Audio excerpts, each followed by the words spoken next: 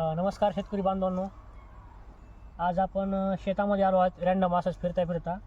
तर आपण इथं एक झाड पाहिलं मिरचीचं, जे की रोगविरहित आहे. ना ह्याच्या कुठला मावा आहे, ना थ्रिप्स आहे, ना कोणता रोग आहे. एकच मुळातलं कारण आहे ह्यामागचं. ह्यामागे उकंड आहे. गाईचं शेण आहे, शेळ्यांचं आहे, म्हशींचं आहे. एकमेव कारण असं आहे की शेणखत त्याच्या बुडाला. एकंदर विचार केला तर अन्नद्रव्याचा मुबलक साठा त्याच्या मुळापाशी आहे.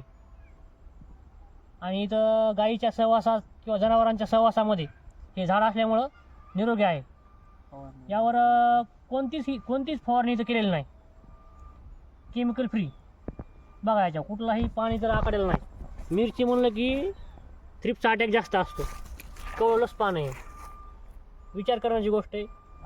भविष्याच्या काळामध्ये तुम्हीही शेणखताचा उपयोग करून आपली पिकं निरोगी आणू शकता.